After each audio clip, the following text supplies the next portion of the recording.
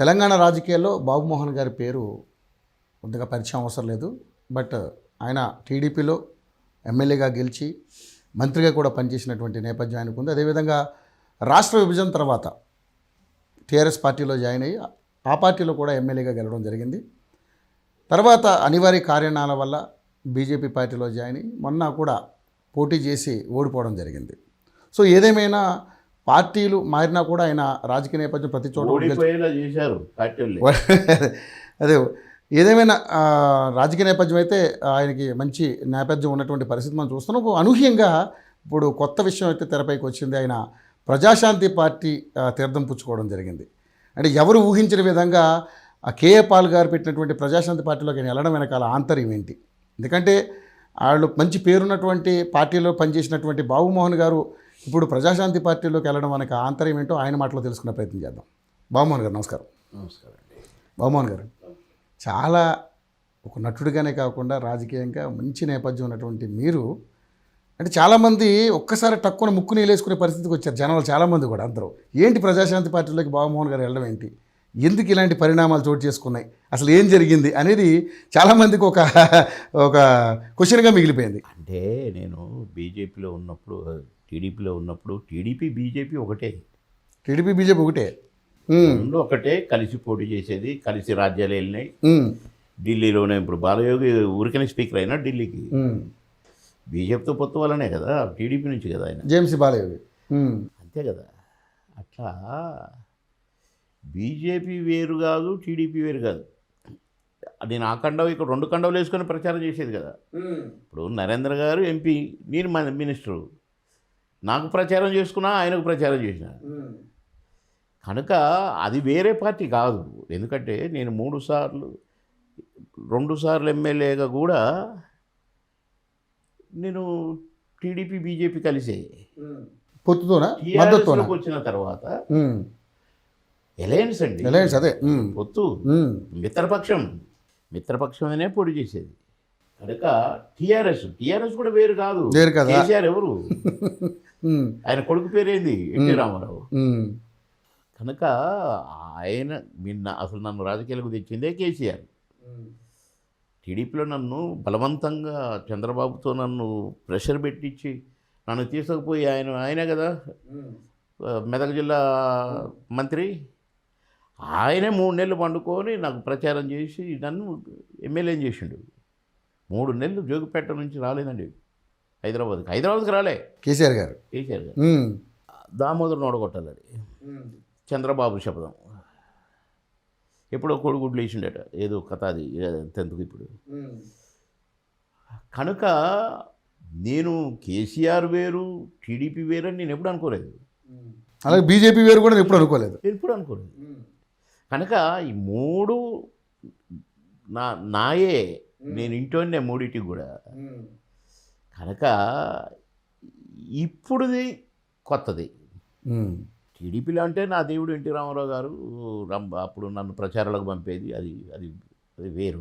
తర్వాత చంద్రబాబు గారు బలవంతంగా నాకు వద్దు సార్, నేను పోటీ చేయను సార్ అంటే కూడా బలవంత పెట్టి, ఇక కంటతడి కూడా పెట్టుకున్న, వద్దు సార్ నా సినిమాలు నా ఆగమైతాయి అని.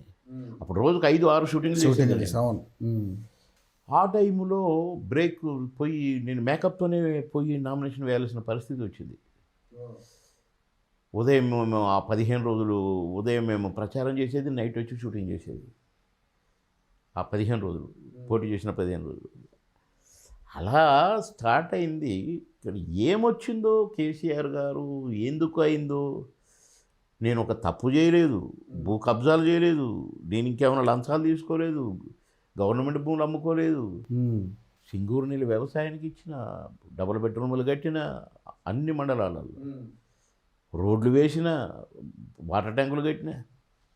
ఎందుకు తీసి నా టికెట్ తీసి ఇంకొకటికి ఇచ్చి నన్ను ఎల్లగొట్టాడో నాకు అర్థం కాలేదు. ఎల్లగొట్టాడే లెక్కింది లెక్క. ఎందుకంటే రమ్మని పిలిచారు, ఎక్కడున్నా అంటే కాన్స్టిట్యూన్సీ రా అంటే వచ్చిన, అపాయింట్మెంట్ ఇవ్వలేదే. రమ్మని పిలిచి కూడా అపాయింట్మెంట్ ఇవ్వలేదు.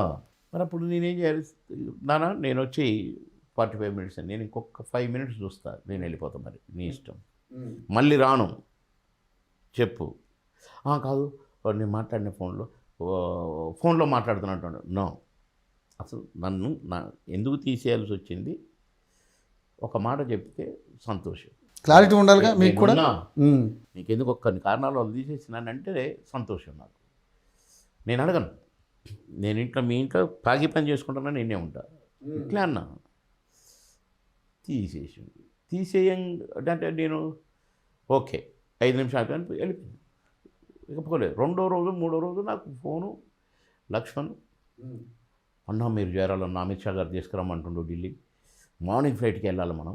అంటే కేసీఆర్ దగ్గర నుంచి ఫోన్ కూడా రాలేదు ఇంకా మీకు? 3 రోజులు రాలేదు. అసలు ఎందుకు తీసేశారో టీఆర్ఎస్ పార్టీ నుంచి కూడా మీకు ఇంతవరకు తెలియదు? ఇప్పటిదాకా తెలియదు. అసలు ఎప్పుడు అడిగే ప్రయత్నం చేశారు మళ్ళీ మీరు ఎవరన్నా? కేటీఆర్ గారు దాటినాక మళ్ళా రాదుగా.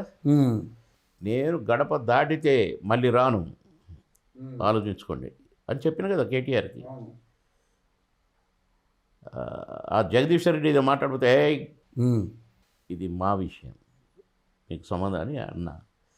అట్లా 3వ రోజు లక్ష్మణ్ అయితే కండిషన్ పెట్టి నాకు వరంగల్ ఎంపీ టికెట్ ఇస్తా అని అంటే నేను చేరతాను, లేకపోతే నాకు పాలిటిక్స్ వద్దనుకున్నాను నేను. ఎందుకంటే ఇక నా బంధం తెగిపోయింది, మేము సొంత బావమరుదులు అట్లా ఉండేది, నాకు బాధగా ఉంది, నేను ఎటు పోదలుచుకోలేదు, హాయిగా షూటింగ్లు చేసుకోదలుచుకున్నా. లేదు లేదన్నాను, మా అదృష్టం, నిన్ను మించిన క్యాండిడేట్ మాకు ఏడగలుగుతాడు అన్నాడు అని లక్ష్మణ్ గారు. అని లక్ష్మణ్ ఇంకా కొందరు అన్నారు లేక అన్ని పేర్లు ఇప్పుడు చదువుడు, నేను మాట్లాడతానంటే వాళ్ళ గుండెకు లేదు. అది నా పేరు లేకుండా లిస్ట్ పంపానండి ఢిల్లీ. ఇక్కడ ఇంకో ఎవరో వచ్చాడు, నేనేంటని ఢిల్లీకి ఫోన్ చేసిన, వాట్ ఈజ్ దిస్ అని.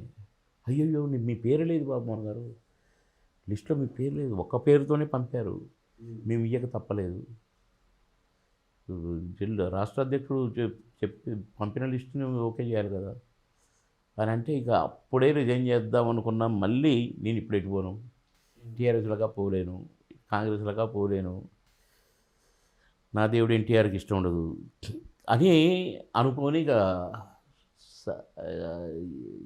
అడిగేసరికి సరే అన్నాను. ఇక సరే ఏముందాంలే, ఎట్లాగో నేను సైలెంట్గా ఉందాం అనుకున్నాను కదని సరే ఉంటే మళ్ళా 14 రాష్ట్రాల్లో దిప్పి ప్రచారం చేయించారండి. ఒరిస్సా, గిరిసా, ఢిల్లీ, ఎంపీ ఎలక్షన్. అవును, మొన్న ఎంపీ ఎలక్షన్స్. అదే మళ్ళీ నేను అలాగే కానీ తిరిగిన, అన్ని రాష్ట్రాలు తిరిగిన. ప్రమోద్ మహాజన్ కూతురుని కూడా గెలిపించిన బాంబేలో. అది ఒక పెద్ద ఒక ఎపిసోడ్ అయింది అది చెప్తే.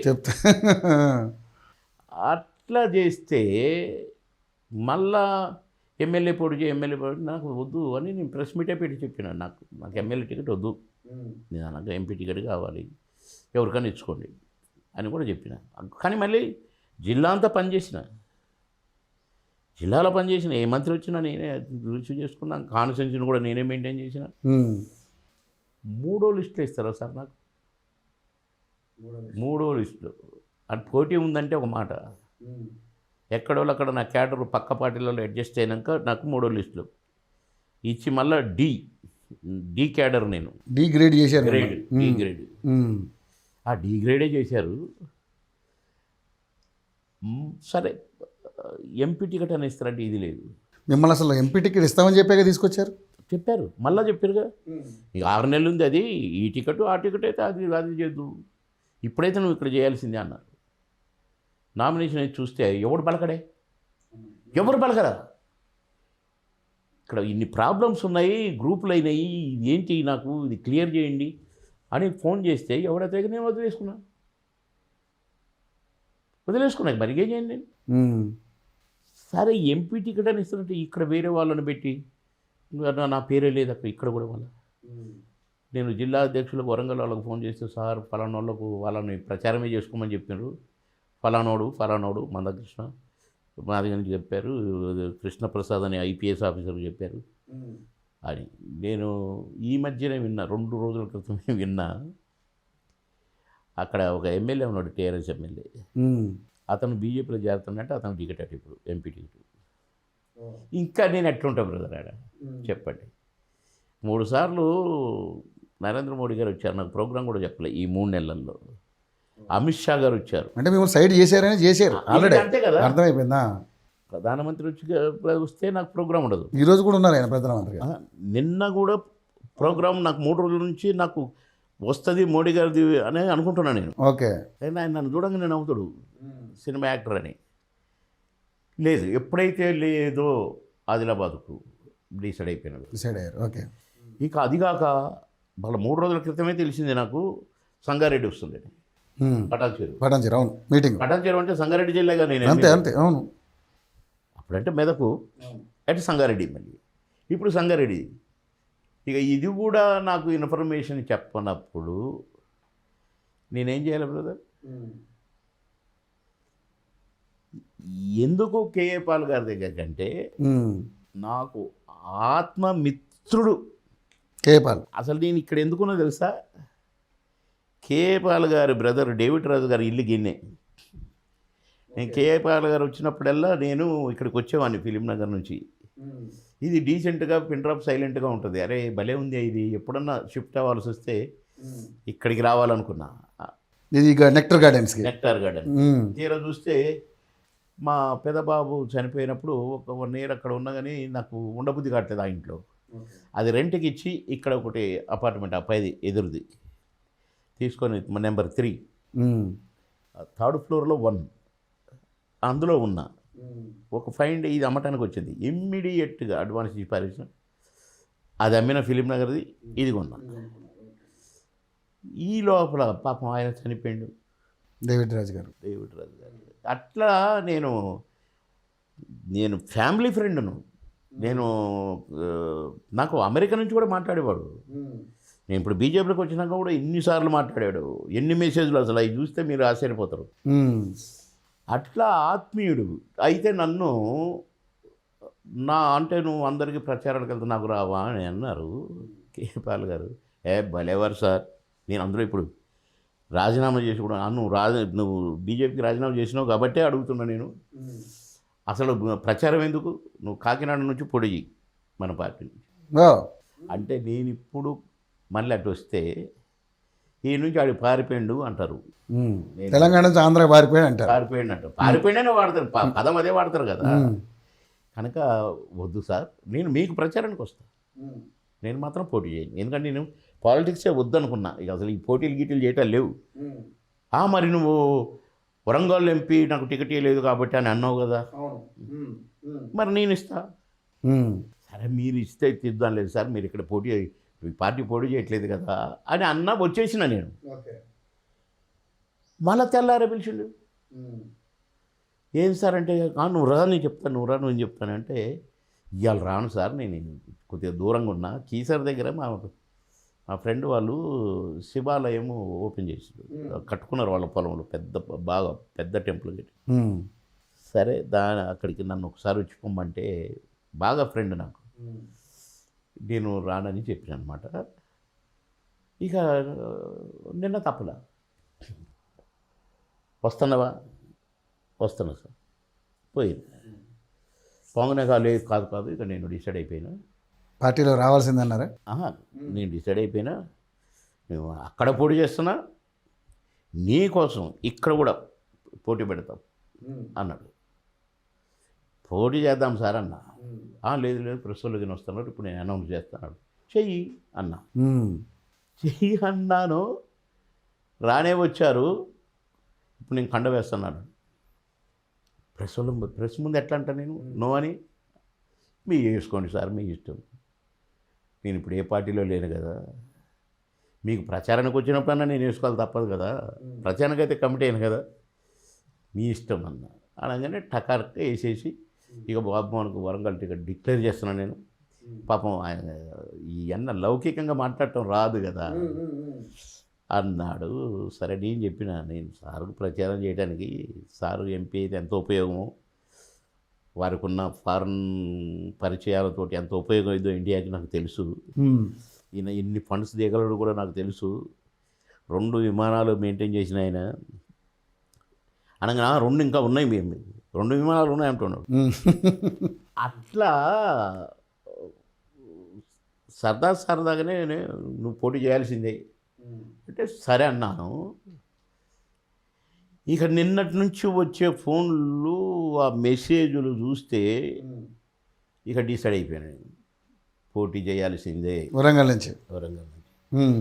ఎందుకంటే బ్రదర్ ఆ టీఆర్ఎస్కి కానీ బీజేపీకి కానీ కాంగ్రెస్ సరైన క్యాండిడేట్లు లేరు. నన్ను తట్టుకునే కెపాసిటీ, ఎందుకంటే ఇది 7 నియోజకవర్గాల ప్రజలు ఓట్లేయాలి. తెలిసిన ఫేస్, నోన్ ఫేస్ కావాలా. వాళ్ళ క్యాండిడేట్లకు నోన్ ఫేసులు కావు. సరే, కాకి పిల్ల కాకి ముద్దు, ఎవరికి ముద్దు ఉన్న వాళ్ళకు వాళ్ళకు టికెట్ ఇచ్చుకుంటారు ఏ పార్టీ. కనుక బాగా అంటే ఎంత సంతోషపడతారు. నాకు నేను పోటీ చేస్తున్నానంటే నేను అనుకోలేదు. అంటే నేను వరంగల్లో పుట్టాను, మా నాన్న టీచర్గా పనిచేసే అక్కడ. నేను 3rd క్లాస్ వరకు ఏమో చదివినట్టుంది, 4th క్లాస్ వరకు అక్కడ. అట్లా నేను మావోడు బాబు మోహన్, ఇడబుట్టి ఉండవు, ఇవన్నీ ఉంటాయన్నమాట.